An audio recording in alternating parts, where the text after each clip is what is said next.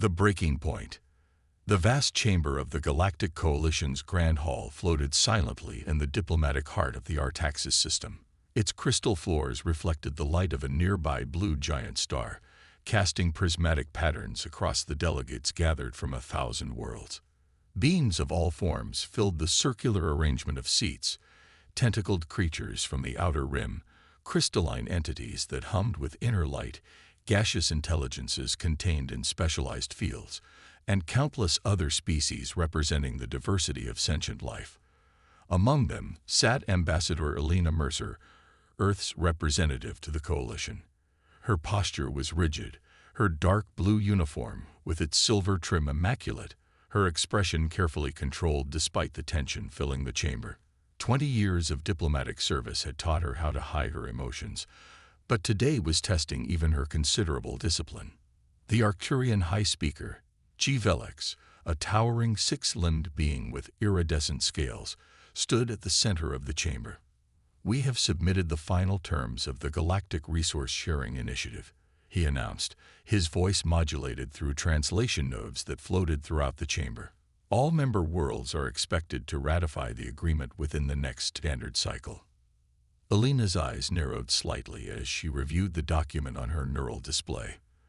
The terms were worse than she'd feared, far worse than what had been initially discussed during the preliminary negotiations.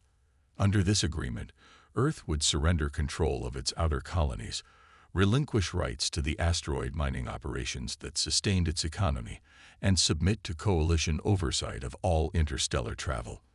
In exchange, they would receive protection and guidance. "The Coalition recognizes Earth's growing importance," Velix continued, his tone condescending, "and we believe these terms will ensure humanity's proper integration into our galactic family." Proper integration. Elena had heard that phrase too many times over the past decade. In Coalition speak, it meant submission. "Earth requests time to consider these terms," Elena said, her voice clear and steady as she rose to her feet. A wave of murmurs rippled through the assembly. The Zelvorian representative, a being composed of interlocking geometric shapes, flashed with patterns of blue and green, a sign of disapproval in their species.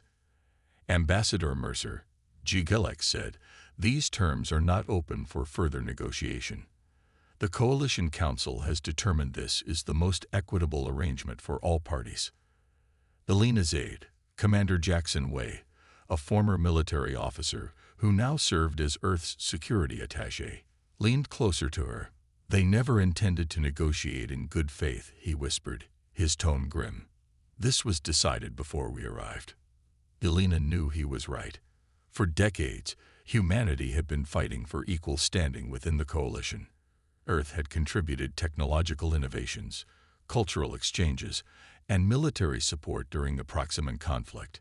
Yet they remained second-class members, their achievements exploited, their concerns dismissed.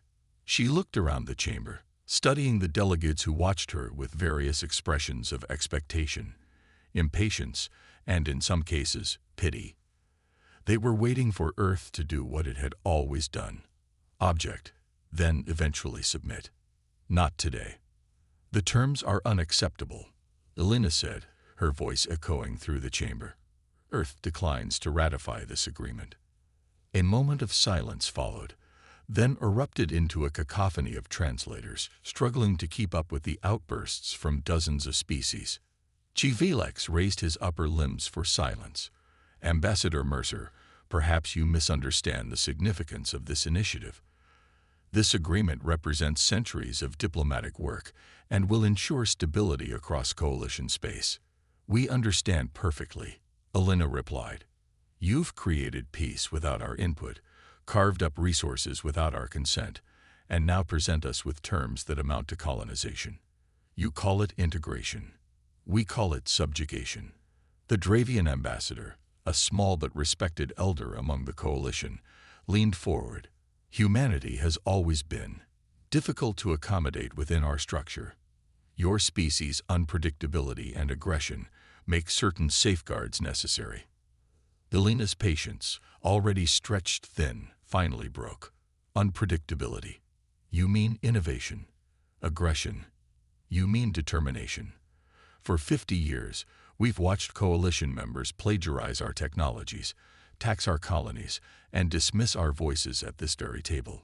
We've contributed more scientific advancements in the last decade than the Central Worlds have in a century, yet we're treated as dangerous children. Your point, Ambassador. G. Villex's tone had hardened. My point is simple. Earth will not sign this agreement.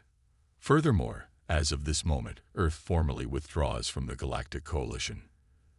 The chamber erupted again, this time with sounds of shock and disbelief. In 300 years of coalition history, no world had ever withdrawn. The implications were unthinkable. This is absurd, hissed the Melkorian representative, his feathered crest rising in agitation. You cannot survive alone in this galaxy. The trade networks, the defense pacts. We managed before we joined the coalition. Elena interrupted. We'll manage again. Juvilex's scales had darkened to a deep purple, a sign of anger among his kind. Ambassador Mercer, I urge you to reconsider. The consequences of isolation are preferable to the consequences of submission. Elena finished for him. She gathered her data tablet and nodded to Commander Wei. Earth has made its decision. We will begin the withdrawal process immediately. As Elena and her delegation rose to leave, the Dravian elder spoke again, his voice carrying a strange mix of warning and respect. The stars are cold and distant, Ambassador. Do not let pride condemn your people to darkness. Elena paused at the chamber's exit and turned to face the assembly one last time. We've learned something important during our time with the coalition. The darkness isn't what lies beyond your borders. It's what happens when you surrender your sovereignty for the illusion of security. Earth chooses the stars. With that, the human delegation departed, leaving stunned silence in their wake. No delegates followed, no voices called after them. The coalition had never faced such defiance, and they had no protocol for it. Aboard the Earth diplomatic vessel Concordia, Elena stood at the viewport watching as the coalition headquarters shrank to a glittering speck against the vastness of space. Earth's twin moons were visible in the distance, pale crescents against the blue-green sphere of humanity's homeworld. It's done, then, Commander Wei said quietly as he joined her. It's just beginning, Elena replied. Inform the Defense Council to activate Protocol Prometheus. Tell them we're going to need everything we've been hiding. Wei's expression was grim but determined. They've been waiting for this day. We all have. As the Concordia accelerated toward Earth, automated systems throughout the Sol system began to stir. Deep beneath the lunar surface, in chambers shielded from coalition sensors, factories that had been operating in secret for decades increased production. In the asteroid belt, mining installations shed their civilian disguises, revealing weapon emplacements and shield generators. On Mars, the supposedly abandoned Southern Hemisphere bases suddenly swarmed with activity as personnel emerged from hidden bunkers. Earth had been preparing for this moment since they first realized the coalition would never treat them as equals. While maintaining the facade of cooperation, humanity had been developing technologies the coalition had forbidden, building defenses the coalition had outlawed, and preparing for independence the coalition had deemed impossible. Back on Earth, news of the withdrawal spread rapidly. In the United Earth Government's emergency session, First Minister Adama Okoro addressed the planetary representatives. For too long, we've compromised our potential to appease the coalition, he declared, his voice resonating through the chamber in New Nairobi. They've used our innovations while restricting our growth, taxed our resources while limiting our access to others, and demanded our military support while denying us a voice in policy. Today, we reclaim our destiny. Not everyone welcomed the decision. Corporations with deep ties to coalition worlds saw their stock values plummet. Colony administrators on distant worlds worried about being cut off from Earth. Military leaders calculated the odds against coalition forces if diplomacy gave way to conflict. But in research centers, universities, and shipyards across the solar system, there was a palpable sense of liberation. Projects long hidden from coalition inspectors were brought into the light. Theoretical work became practical application. Humanity's innovative spirit, no longer constrained by coalition restrictions, exploded with creativity. In her private office at the Defense Ministry, Admiral Sophia Chen reviewed the latest reports with grim satisfaction. Project Quantum Fold is ready for full deployment, her aide reported.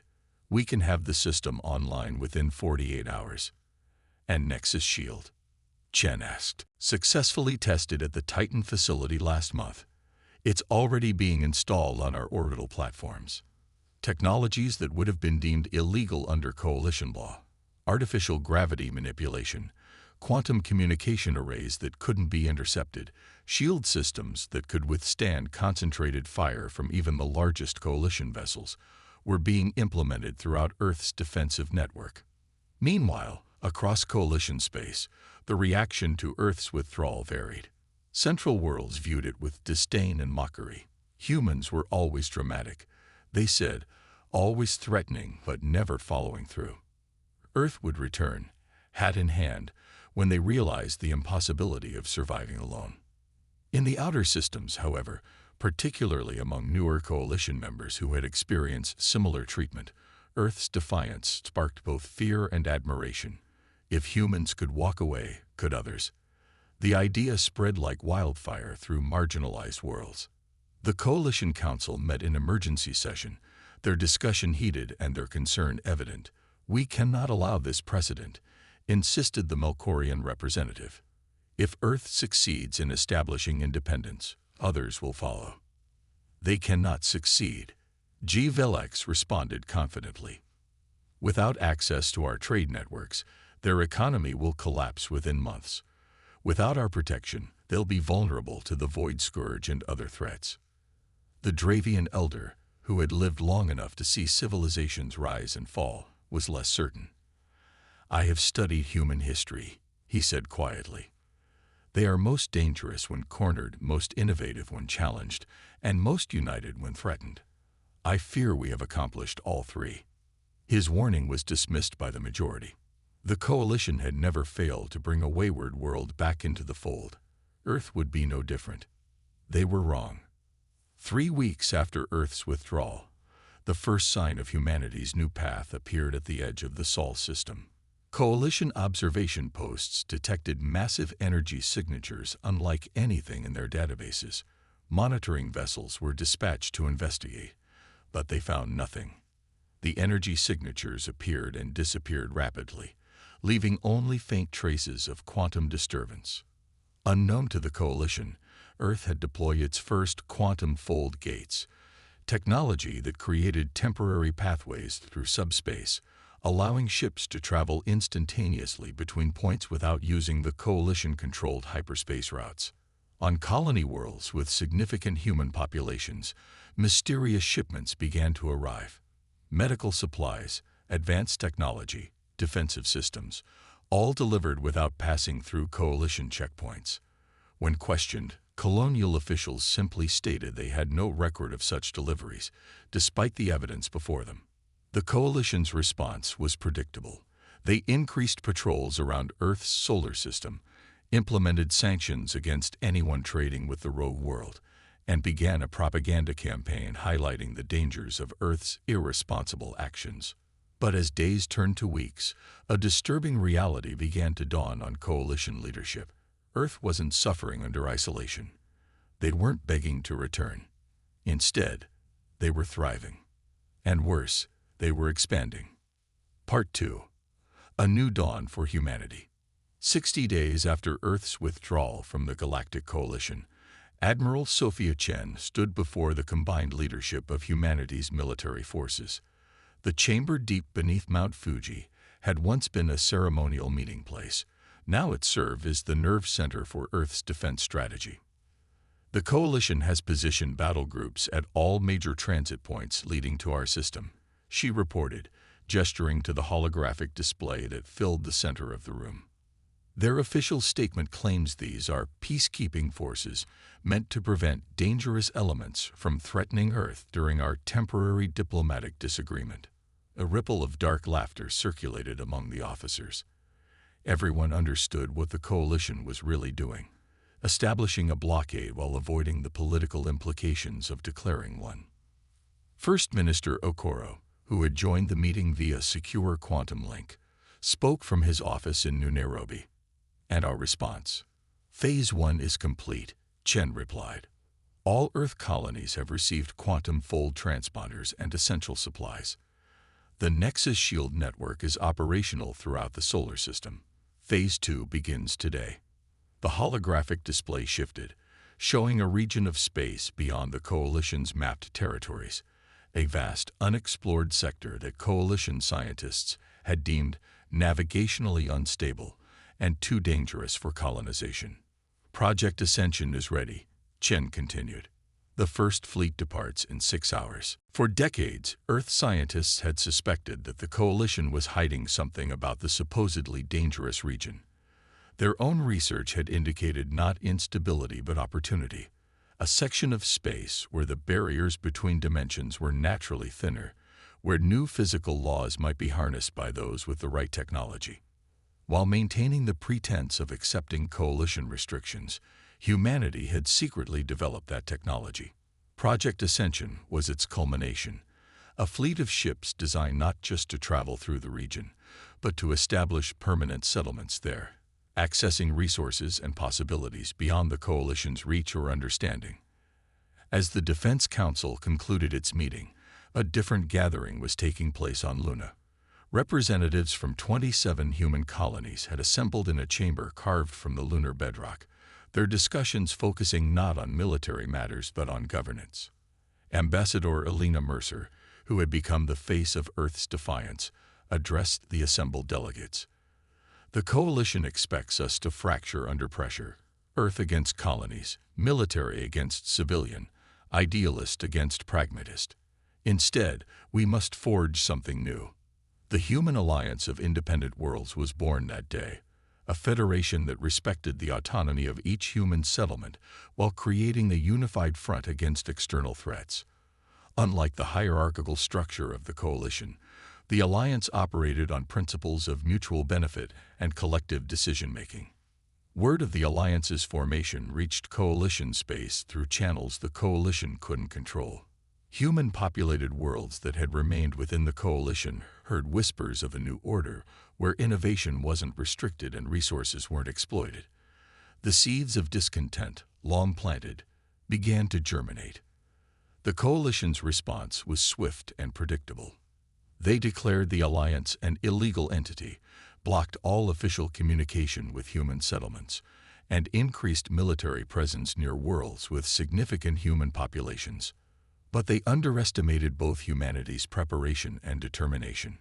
When Coalition enforcement vessels attempted to inspect a transport ship near Alpha Centauri, they found themselves facing defenses far beyond what should have been possible for a civilian vessel.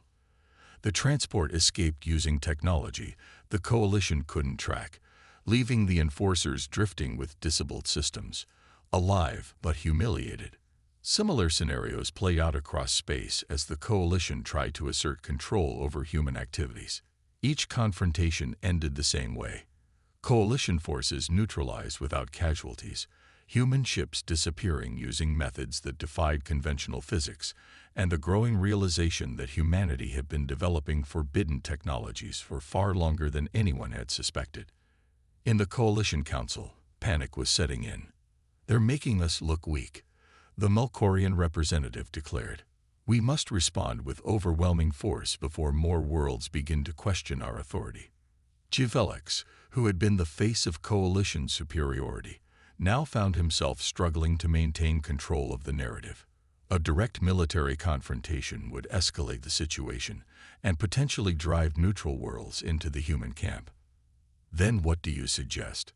demanded the representative from Zorax Prime, a militaristic world that had long viewed humans as potential rivals. "We sit and watch as they build an alternative to the Coalition itself." The Dravian elder, who had warned of humanity's resilience, spoke again. "I suggest we learn. The humans have shown us something important.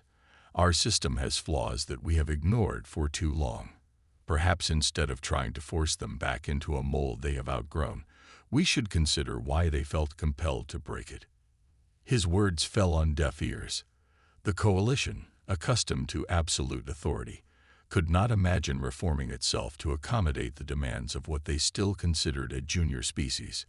Instead, they chose the path they had always taken with dissenters: escalation. 90 days after Earth's withdrawal, the Coalition deployed its most powerful battle fleet to the edge of the Sol system. 27 capital ships, each capable of reducing a planet's surface to molten slag, positioned themselves in formation. Their message was simple: return to the Coalition or face annihilation. On Earth, the response was calm and measured. No panic filled the streets. No desperate pleas for surrender echoed in government halls. Instead, humanity activated the final phase of their long-prepared contingency plan. As coalition forces prepared their ultimatum, sensors detected massive energy surges throughout the Sol system. Before their commanders could react, reality itself seemed to fold around Earth and its colonies. Massive structures, quantum fold amplifiers, activated simultaneously, creating a cascading effect that rippled through space-time. When the distortion cleared, the Coalition fleet found themselves facing empty space where Earth had been. The entire Sol system, planets, moons, asteroid belt, and all human installations had vanished. In that moment, the galaxy truly understood what they had lost by forcing humanity's hand. Earth hadn't simply developed better ships or weapons. They had mastered interdimensional translation on a scale thought impossible. They had moved their entire civilization beyond the Coalition's reach. The disappearance of the Sol system sent shockwaves through the Coalition. Member worlds that had suffered similar treatment to Earth began to reconsider their allegiance. Outer colonies whispered of the human way: independence without isolation, strength without domination, innovation without restriction. For months, the Coalition maintained the fiction that Earth had destroyed itself in a failed technological experiment. Their propaganda portrayed humans as reckless, their fate a cautionary tale for those who defied Coalition wisdom. Then the messages began to arrive. Through quantum entanglement communicators that couldn't be blocked or traced, Earth reached out to worlds they had traded with, scientists they had collaborated with, and populations they had helped during crisis. The truth spread. Earth was thriving in a dimensional fold they called New Space, a region where they could access resources and energy beyond anything available in normal space. More importantly, they extended an invitation. Any world that wished to join the human alliance would be welcomed, not as subordinates, but as partners. The knowledge to create quantum fold technology would be shared with those who committed to principles of mutual respect and autonomy. The first to accept was Proxima Centauri, Earth's oldest colony. The second was Tau Ceti, a world with a mixed population of humans and 3 other species. Within weeks, dozen more had either joined the alliance or began negotiations. The Coalition found itself facing not a rogue world, but an alternative interstellar order, one based on principles that resonated with many of its disaffected members. 1 year after Earth's withdrawal, the Galactic Coalition was forced to do something unprecedented. They requested a diplomatic meeting with the human alliance as equals. In neutral space, aboard a station specifically constructed for the occasion, Ambassador Elena Mercer once again faced J. Velix across a negotiating table. The Arcturian scales were subdued, his posture less imperious than she remembered. The Coalition recognizes the alliance as a sovereign entity. J. Velix began, the words clearly difficult for him. We seek peaceful coexistence and the establishment of diplomatic relations. Elena studied him for a moment before responding. The alliance welcomes dialogue with the Coalition. However, we must be clear. We are not returning to old patterns. Any relationship must be founded on mutual respect and genuine reciprocity. Of course, G. Velix agreed quickly. Times have changed. The Coalition has reconsidered certain positions. And there it was, the acknowledgement that the balance of power had shifted. Humanity had not only survived outside the Coalition, They had created something that threatened the Coalition's monopoly on interstellar governance. As the negotiations proceeded, Elena reflected on the journey that had brought them to this point. Earth had never wanted to stand alone against the galaxy. They had simply refused to kneel before it. That distinction between isolation and independence had made all the difference. The treaty that eventually emerged from those negotiations created a new framework for galactic relations. The Coalition would continue to exist, but with reformed structures that gave greater voice to all members. The alliance would remain independent but cooperative on matters of mutual concern. Technology sharing would occur under carefully negotiated terms that respected intellectual property while preventing dangerous proliferation. Most importantly, both entities acknowledged that the galaxy was vast enough for different models of civilization to coexist. Unity did not require uniformity. As the signing ceremony concluded, J-Vilex approached Elena privately. "I must know," he said, his voice lowered. "Why did you not strike at us when you had the advantage? After all we did to contain you, many would have sought revenge." Elena smiled slightly. "That's precisely why we left. J-Vilex, you never understood us. Humanity doesn't seek dominance. We seek excellence.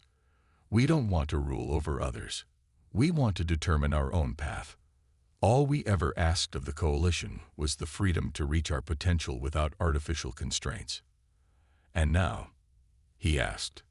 "Now we have that freedom," she replied. "And with it comes the responsibility to use it wisely. The galaxy is entering a new era, one where cooperation doesn't require submission. I think you'll find it's better for everyone this way." As they parted, J-Vilex watched the human delegation depart with a mixture of respect and unease. The Coalition had learned a costly lesson. Some forces cannot be contained, only channeled. Humanity was such a force, unpredictable, innovative, and fiercely independent. The galaxy had trembled when humanity walked away from the table. Now it watched in wonder as humanity built a new one, large enough for all who wished to sit as equals.